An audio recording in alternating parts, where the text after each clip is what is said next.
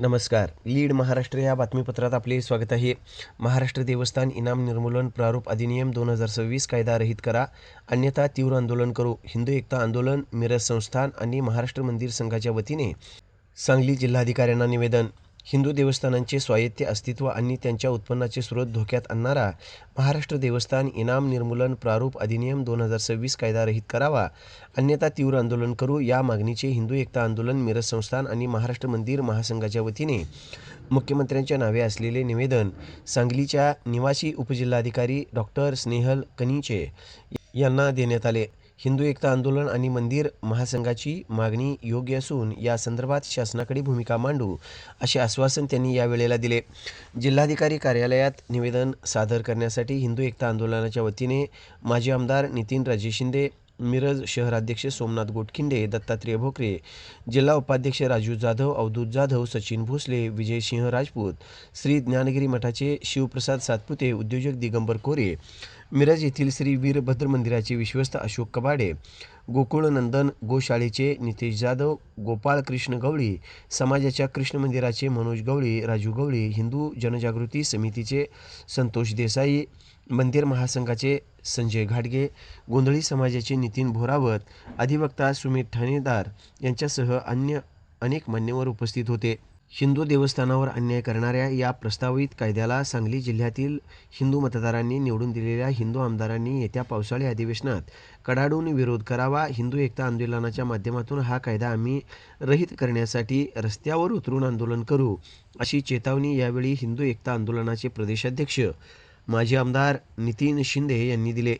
ईश्वरपूर आणि तासगाव येथील तहसीलदार कार्यालयात मंदिर महासंघाच्या वतीने अशाच मागणीचे निवेदन सादर करण्यात आले आहे. कायदा 2026 हा प्रस्तावित कायद्याला विरोध दर्शवण्यासाठी आज हिंदू एकता आंदोलन, हिंदू जनजागृती देवस्थान समिती या सर्वांनी मिळून आज आम्ही सांगलीच्या जिल्हाधिकाऱ्यांना या ठिकाणी निवेदन देऊन या कायद्याला विरोध दर्शवलेला आहे.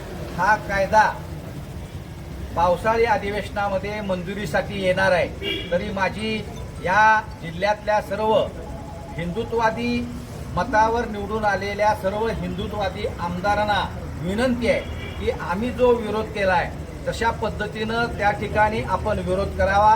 हा कायदा एकतर्फी हिंदूंच्या विरोधात आहे, परंतु मुस्लिमांचा जो वक्फ बोर्ड आहे, दर्ग्याच्या जमिनी आहेत, चर्चच्या जमिनी आहेत, यांना मात्र या ठिकाणी हा कायदा लागू नाही.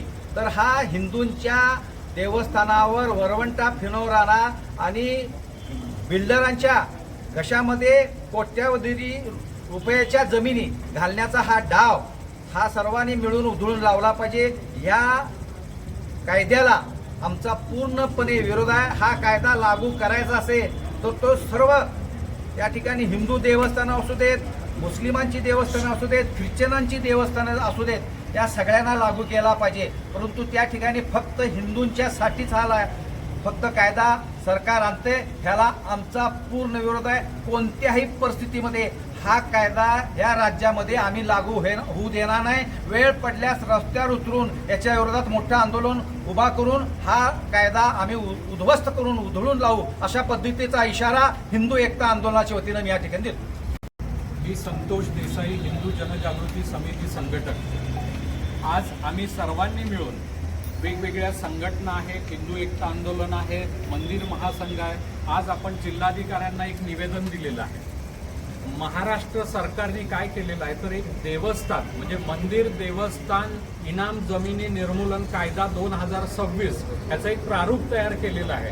आणि त्या प्रारूपाच्या अंतर्गत ज्या मंदिरांच्या ज्या जमिनी आहेत त्या एक प्रकारे आपण दुसऱ्याच्या नावावर करू शकतो, अशा आशयाचं ते प्रारूप तयार केलेलं आहे. प्रश्न असा पडतो की आजपर्यंत जर आपण हजारो वर्षाची परंपरा बघितली तर छत्रपती शिवाजी महाराजांनी बऱ्याच देवस्थाना अनेक एकर जमिनी दिलेल्या आहेत, कारण त्या देवस्थानाची व्यवस्था लावण्यासाठी दिलेली आहे. गुरव समाज असेल किंवा पुजारी असेल त्यांचं पोटपाणी त्याच्यावर चालावं, कारण का ते सेवकरी आहे.